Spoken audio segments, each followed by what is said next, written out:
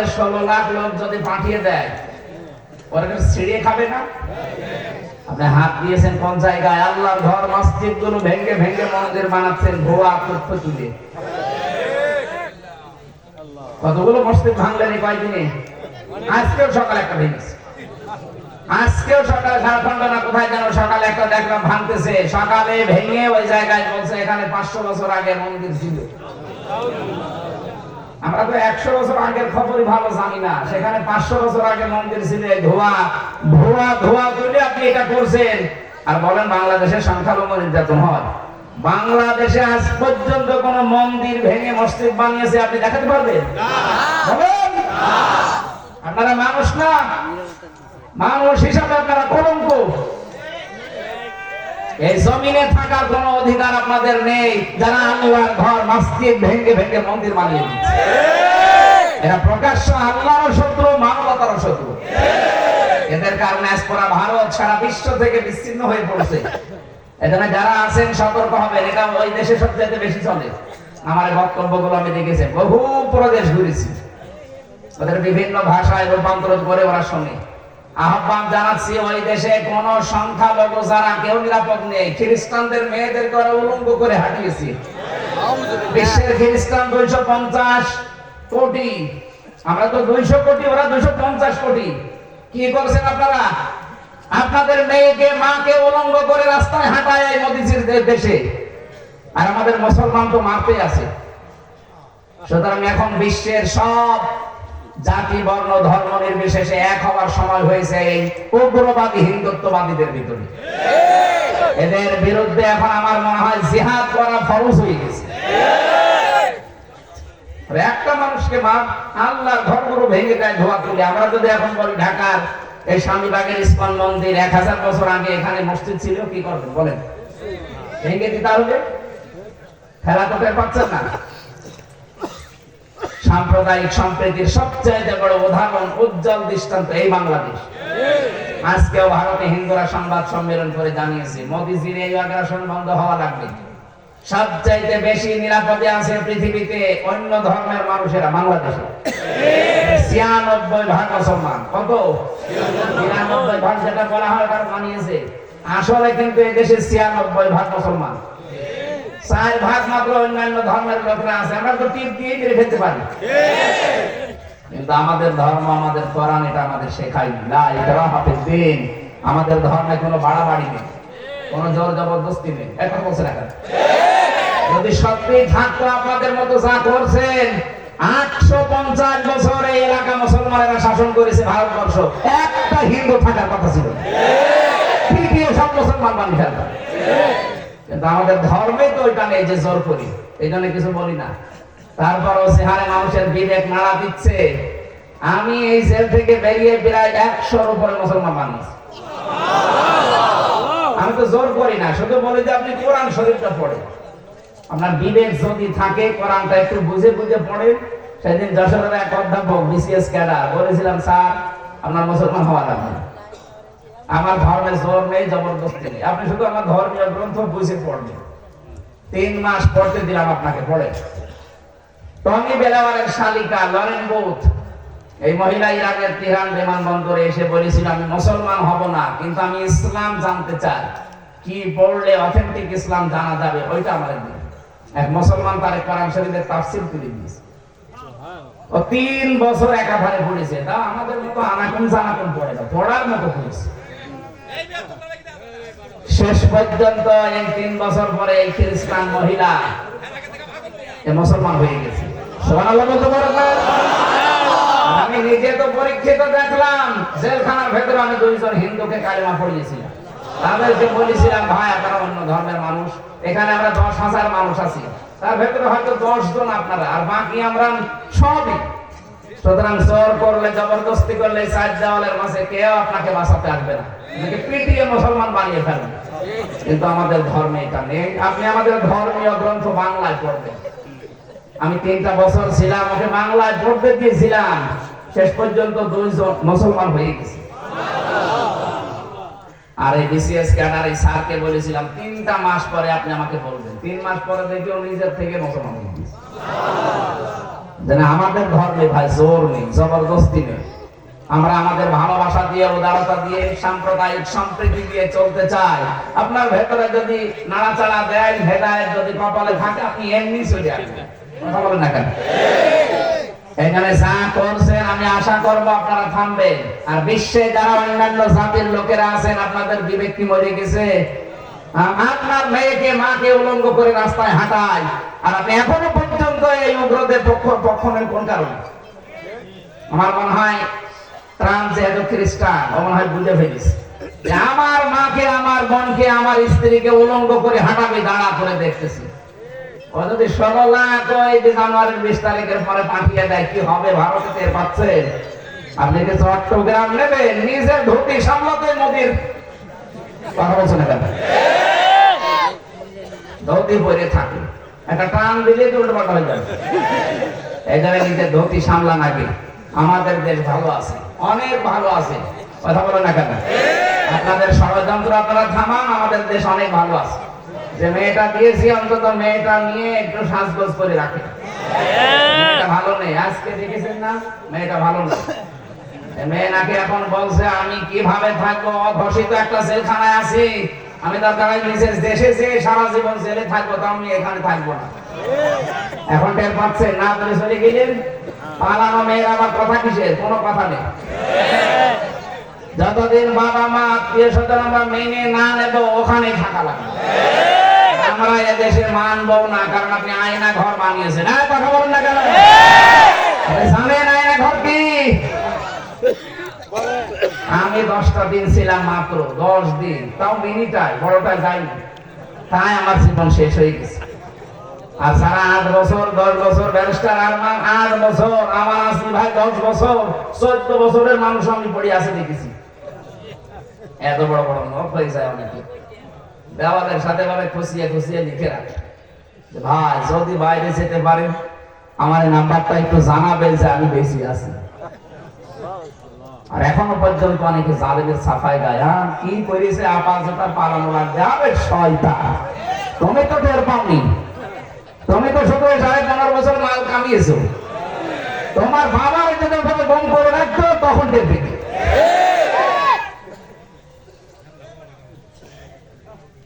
আর শুধু গম করে রাখলে তো হয়, ফোন করে দিলে তো হয়, জেলে দিলে তো হয়, মিথ্যা সাক্ষী দিয়ে আটকে রাখে না, ওর পরিবারটা ধ্বংস করে দেয়।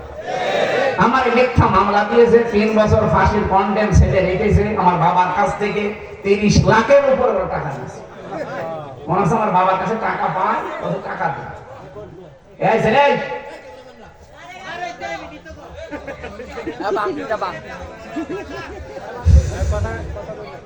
আমি আবার সতর্ক করছি ভাই, দেশটা শান্ত হয়ে যাচ্ছে, আর শান্ত হবে ইনশাআল্লাহ। আপনারা বিশৃঙ্খলা করবেন না, কারো উস্কানিতে পা দেওয়া যাবে না।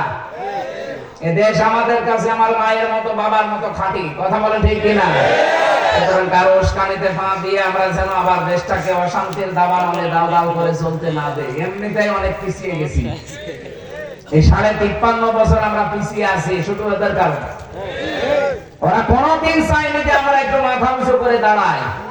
এখন যেহেতু দাঁড়ানো শিখে ফেলেছি, আমরা চাই এ দেশকে আমরা দাঁড় করাতে চাই আল্লাহর এই কালাম দিয়ে। এই জন্য আমি সূরা ফুরকানের আয়াত পড়েছি, 70 নম্বর আয়াত।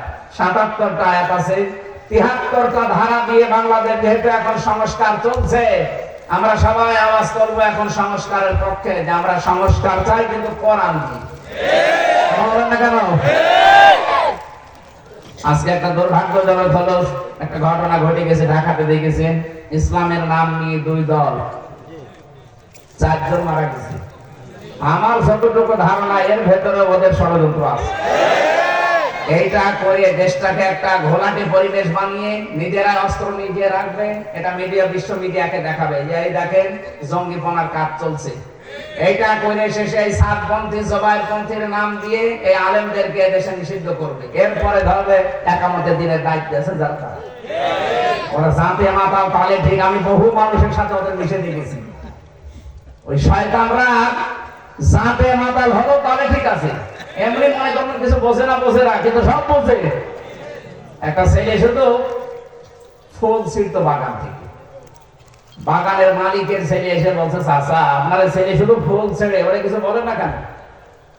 বলছে ফুল ছেড়ে বাবাজি ওর মাথা একটু খারাপ, তো একটু তার কাটা আছে, এই কারণে ফুল ছেড়ে। ও আস্তে আস্তে ঠিক হয়ে গেল। ছেলে বলছে, চাচা আমার পাশেই তো আপনার বাগান, আমাদের বাগানের পাশে আপনার বাগান, আপনার বাগান থেকে তো ফুল ছেড়ে। চাচা বলছে, ভাতিজা ওর মাথা খারাপ, অত খারাপ ওই শয়তান হলো যাতে মাথা হলো তাহলে ঠিক আছে।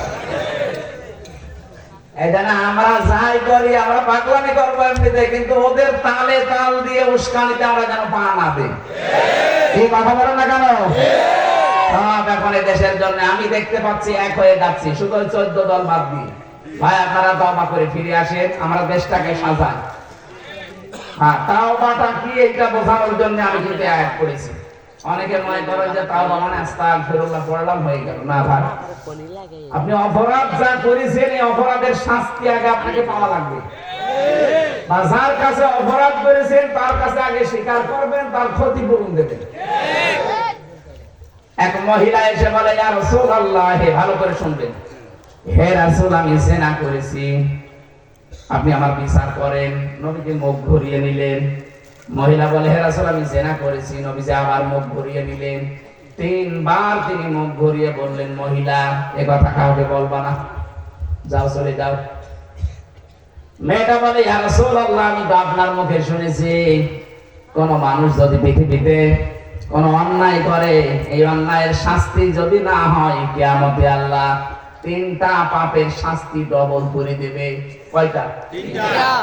3টা পাপ যদি দুনিয়ায় কেউ করে তার শাস্তি হবে ডবল। এই আয়াতের আগে আছে ইদাফ লাহুল আযাবু ইয়াউমাল কিয়ামাহ।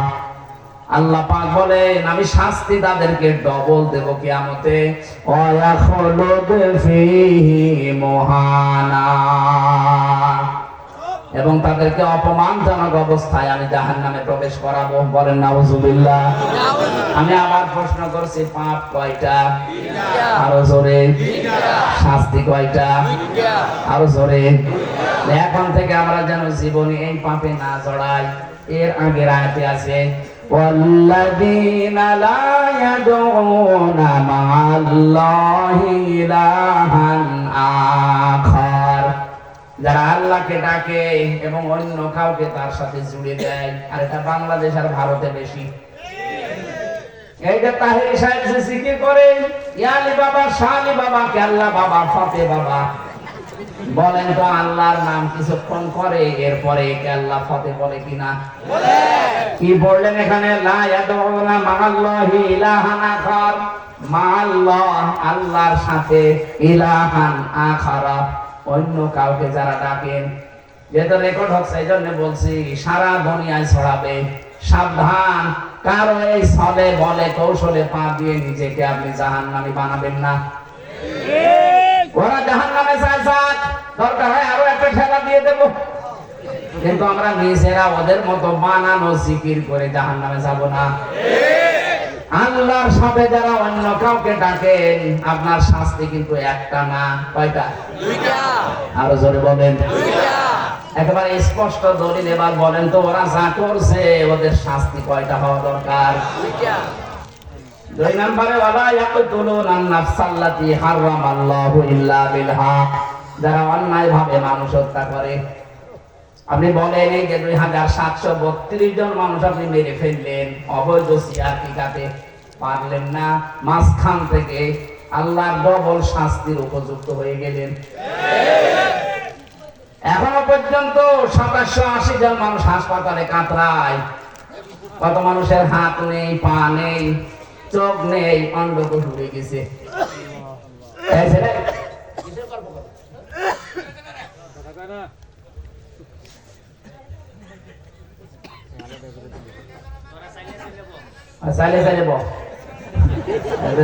ভাষা তো ফাঁকা ফাঁকা হয়ে বসেন, বসেন বসেন, ফাঁকা ফাঁকা হয়ে বসেন। আমার ভাইরা, দুনিয়াতে যারা মানুষ হত্যার সাথে জড়িত ছিলেন, এখন আছেন, এখনো পর্যন্ত অনেকে মানুষ হত্যা করছেন। এই যে 4 জন মানুষকে মেরে ফেললেন কার ইন্ধনে কার ইঙ্গিতে আমি জানি না, আপনার কিন্তু ডবল শাস্তি হবে। যাকে মেরে ফেলেছেন আপনি তাকে দিয়ত দেবেন, জরিমানা দেওয়া লাগবে আপনাকে। তার বাবার কাছে, তার মায়ের কাছে, স্ত্রী সন্তানের কাছে গিয়ে বলবেন যে মেরে ফেলেছি, এখন কি করবেন বলেন। ওরা যদি বলে 50 লাখ করে টাকা দেওয়া লাগবে আপনাকে, তাই দেওয়া লাগবে, তাছাড়া আপনার মাপ নেই। বাংলাদেশের যে বিচার ব্যবস্থা, হত্যা করলে তাকে 20 বছর 30 বছর জেল দিয়ে দেয় না, এর দ্বারা মাপ হবে না। হয় আপনাকে মেরে ফেলা লাগবে অথবা আপনাকে ক্ষতিপূরণ দেওয়া লাগবে। কথা বলছেন? আপনি 2732 জন মানুষ মারলেন, কি ক্ষতিপূরণ দেবেন এখন বলেন? কি ক্ষতিপূরণ দেবেন? কি আছে আপনার কাছে? আপনার যে বাড়িটা ঢাকায়, ওইটা তো টয়লেট হয়ে গেছে। আপনি যান, এখন উন্মুক্ত টয়লেট, মানুষ যাচ্ছে দেখছি 4-5 জন 10 জন করে একসাথে, কেউ এদিকে কেউ এদিকে কেউ এদিকে, মানুষের গণহারে টয়লেট চলছে। আপনার বাড়িটাও তো হয়ে গেল পরিত্যক্ত। এতগুলো মানুষকে আপনি দুনিয়া থেকে বিদায় করে দিয়ে এখন আপনার আফসোস হয় না, অনুশোচনা করেন না, এখন আপনি উল্টাপাল্টা কথা বলেন। মানুষের পাপের বোঝা যখন পরিপূর্ণ হয়ে যায়, ইন্নামা নুমলি লাহুম লিয়াজদাদু ইসমা ওয়া লাহুম আযাবুম মুহিন। সূরা আলে ইমরানে আল্লাহ জানিয়েছেন মানুষের পাপের বোঝা যখন পরিপূর্ণ হয়ে যায়, ওই মানুষকে আল্লাহ তখন অপমানজনক শাস্তি দেয়। কার কি অপমান করবে? কালা মালিকের মতো বিচারপতিকে আল্লাহ কলা পাতায় শুইয়েছেন, এমন তোর বিসিও একটা উঠে গেছে। না আমি হাসির জন্য বলছেন, আপনি খোঁজ নিয়ে দেখেন, বিসি একটা উঠে গেছে। ওর সংসার আর হবে। ওর বউ যদি এখন শোনে যে সত্যি সত্যি ওর বিসি নেই, ও তো কালকে চলে যাবে। এই শয়তানের কারণে হাজারো মানুষ বিচারের নামে প্রহসন পেয়েছে। বলে আল্লামা সাঈদীকে ফাঁসি দিয়ে আমি জীবনের সবচেয়ে ভালো কাজ করেছি। সবাই করা দরকার শয়তান। কোরআনের পাখিকে খেদমত দিয়ে গেল সারা বিশ্বে। আমার মতো মানিক 1 কোটি মিলেও কিছু করতে পারবেন না, তার একটা পশমের সম্ভাবনা। কারণ আল্লাহ পাক নবীকে যে স্বপ্নগুলো দেখিয়েছেন, প্রত্যেকটা স্বপ্ন আল্লাহর নবীর পূরণ হয়েছিল। লাকাদ সাদাকাল্লাহু রাসূলাহুর রুয়া বিল হক। আল্লাহ পাক বলেন অবশ্যই আমি আল্লাহ, এখানে ফাইল আল্লাহ নিজে, অবশ্যই আমি আল্লাহ আমার রাসূলকে যে স্বপ্ন দেখিয়েছি এটা বাস্তবে রূপ দেব, এটা সত্য। এখন কি রাসূল আছে? এই আয়াত আছে, সূরা ফাতিহার আয়াত। রাসূল নেই, আয়াত আছে কেন? কারণ কিয়ামত পর্যন্ত রাসূল থাকবে না, কিন্তু রাসূলের নায়েব থাকবে, রাসূলের উত্তরাধিকারী থাকবে, নায়েবে রাসূল। কথা বলে না কেন? রাসূলের ওয়ারিসরা থাকবে, আল্লামা সাঈদী রাসূলের ওয়ারিস, কারণ সে এলেম পেয়েছে। তো রাসূল স্বপ্ন দেখলে যদি আল্লাহ সেটা বাস্তবায়ন করে, রাসূলের নায়েব যারা, তারা স্বপ্ন দেখলে বাস্তবায়ন করবে না। আল্লামা সাঈদী যেই স্বপ্ন দুনিয়ায় দেখেছেন, আল্লাহ সবগুলো বাস্তবায়ন করে দিয়েছে। উনি বলেছিলেন জালেমরা একটা গর্ত পাবে না, ঠিক পাচ্ছে না। 2-1টা গর্তে যদি থাকে, সে গর্তেরও সমস্যা। কথা বলে না কেন? উনি স্বপ্ন দেখেছিলেন জালেমরা এদেশের প্রতি ইঞ্চিতে ইসলাম কায়েম হবে, শুধু চলতে থাকবে, জালেমদের কিছু করার থাকবে না। এমন কোন জায়গা নেই, ঘর নেই, বাড়ি নেই, অফিস নেই, যেখানে ইসলামের দাওয়াত আজ পৌঁছাচ্ছে না। উনি স্বপ্ন দেখেছিলেন জালেমদেরকে শুধু এখানে নাড়া দেওয়া হবে, দিল্লি গিয়ে পড়বে, তাই পড়েছে। ওনার আরেকটা স্বপ্ন আমি কয়েকদিন আগে শুনেছি, লন্ডনে উনি স্বপ্নের কথা বলছিলেন যে আমার জীবনের স্বপ্ন সবচাইতে বেশি যে বাংলাদেশে 56,000 বর্গ মাইলে কোরআনের রাজ কায়েম হবে। আমার তো মনে হচ্ছে এই স্বপ্নটাও সামনে বাস্তবায়ন হবে। যেভাবে মানুষ ইসলামের দিকে আমরা আসতেছি, অবশ্যই আল্লাহ নায়েবে রাসূলের এই স্বপ্নকে উনি প্রতিফলন ঘটাবেন, আর আমরা ওই আশায় আছি। কথা বলেন না কেন? আমাদের এখন পরিবর্তনের বড় সময়। নায়েবে রাসূলদের এই স্বপ্নকে বাস্তবে রূপ দিতে হলে আমাদেরকে ঐক্যবদ্ধ হওয়া লাগবে। ইন্নাল্লাহা লা ইউগাইয়িরু মা বিকাওমিন হাত্তা ইউগাইয়িরু মা বিআনফুসিহিম। সূরা রদের ভেতরে আল্লাহ জানিয়েছেন অবশ্যই আল্লাহ ওই জাতির ভাগ্য পরিবর্তন করে না যে জাতি তার নিজের ভাগ্যকে পরিবর্তনের চেষ্টা না করে। যেহেতু সময় সুযোগ আল্লাহ পরিবেশ তৈরি করে দিয়েছে, আহ্বান জানাবো, আশা করবো আমরা যেন আমাদের ভাগ্যকে উন্নত করার জন্য এখন চেষ্টা চালাই। কি কথা বলেন না কেন? কথা বলছেন আপনি? সময় কিন্তু আল্লাহ তৈরি করে দিয়েছে। আল্লাহ পাক বলেন ফাতিলকা বুয়ুতুহুম খাবিয়াতাম বিমা যালামু। সূরা নম্বরের 52 নম্বর আয়াতে আছে, আল্লাহ জানে হাত দিয়ে এভাবে দেখাচ্ছে, ফাতিলকা বুয়ুতুহুম, বাইতুন না বুয়ুত, বহু বছর। আল্লাহ বলেন এই সেই ঘরগুলো। আমার তো মনে হচ্ছে 2024 সালের 5 আগস্টে আল্লাহ এইভাবে দেখিয়েছেন বাংলার মানুষকে, এই সেই ঘরগুলো। ফাতিলকা বুয়ুতুহুম, এই সেই, আরো জোরে বলেন, এই সেই ঘরগুলো। কি এই সেই ঘরগুলো? কি খাবিয়াতান, আল্লাহ বলেন আমি জনশূন্য করে দিয়েছি, পরিত্যক্ত বানিয়ে দিয়েছি, বিমা যালামু, এদের জুলুমের কারণে। আপনার বিশ্বাস না হলে কুষ্টিয়ায় চলেন, হানিফের বাড়ি দেখাবো, জাতীয় টয়লেট হয়ে গেছে। অথচ ওখানে বসে বসে কত দুর্বিসন্ধি করতো। একামতের দিনের যারা দায়িত্বে আছে তাদেরকে ধরিয়ে দিত, মিথ্যা মামলা দিত, ওই ঘরে বসে বসে দুর্বিসন্ধি করে। অথচ ওই বাড়িটা এখন পরিত্যক্ত, মানুষ এখন গণ টয়লেট ব্যবহার করছে। শুধু হানিফের বাড়ি না, সারা বাংলাদেশে 630টা থানার কম বেশি আমি প্রায় জায়গায় গেলাম, যেখানে যাই দেখি আল্লাহ পাক নিজে মনে হচ্ছে জালেমদের বাড়ি ঘর সব উজাড় বানিয়ে দিয়েছে। এখান থেকে আমাদের শিক্ষা কি? এর পরের শব্দে আল্লাহ দিয়েছেন ইন্না ফি যালিকা লাআয়াতাল লিকাওমিন ইয়ালামুন। ইন্না ফি যালিকা লাআয়াতান, লামে তাকিদ আছে। যারা আরবি গ্রামার বোঝে জিজ্ঞাসা করেন কত কঠিন শব্দ এটা। আমি 27টা বিষয় পেয়েছি এই লামের ভেতরে। তাফসিরে মাযহারির ভেতরে পাবেন, ফিজিরালিল কোরআনের ভেতরে পাবেন, হাক্কানির ভেতরে পাবেন। এগুলো সব পড়ে পড়ে দেখেছি আল্লাহ পাক যেন হাজার হাজার বছর আগে লূত নবীর জামানায় এই আয়াতটা নবীজিকে শুনিয়েছিলেন। এখন আমাদেরকে 2024-এর 5 আগস্ট আবার নতুন করে শোনাচ্ছেন। বাংলার মানুষেরা, এর ভেতরে তোদের জন্য শিক্ষা আছে। কি সেইটা? এদের এত বড় কঠিন শিকড় যদি আমি আল্লাহ কেটে দিতে পারি, 15 বছরের শিকড়, একেবারে দারওয়ান থেকে সংসদ পর্যন্ত সব ওদের লোক সেট করা ছিল, কিন্তু বানিয়ে বলছি এত বড় শিকড় যদি আল্লাহ কেটে দিতে পারেন, ওদের এত বড় বড় অট্টালিকা বাড়ি যদি আল্লাহর সাথে নিমেষেই টয়লেট বানিয়ে দিতে পারে। গত পরশুদিন ছিলাম আমি এই যে পাশের জেলা কিশোরগঞ্জ, আসার সময় দেখলাম ওদের যে কেন্দ্রীয় অফিস, যেটা জেলা, ওটা এখন টয়লেট। তাও একজন না, 4-5 জন যাচ্ছে, কেউ এদিকে কেউ এদিকে কেউ এদিকে, মনে হচ্ছে যে একবার জামাত বদ্ধ টয়লেট চলছে। অথচ আমার সাথে গাড়িতে যে ছিল লোকটা বলছে 35 বছর কত জাঁকজমক চলছিল এই ঘরটা। নিমেষে আল্লাহ পাক এটাকে পরিত্যক্ত টয়লেট বানিয়ে দিয়েছেন।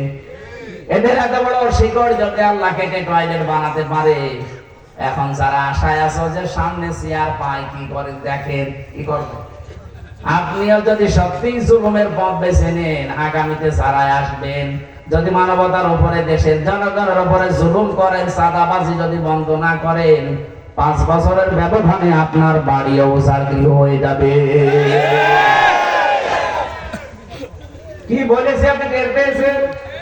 না না, আমরা তো চিল্লাই, আলহামদুলিল্লাহ টের পেয়েছেন, জানি এটা মানা লাগবে আমাদের। এখনো পর্যন্ত যারা শিক্ষা নিতে পারেন না, আশায় বুক বেঁধে আছেন, দাঁড়ান পাই।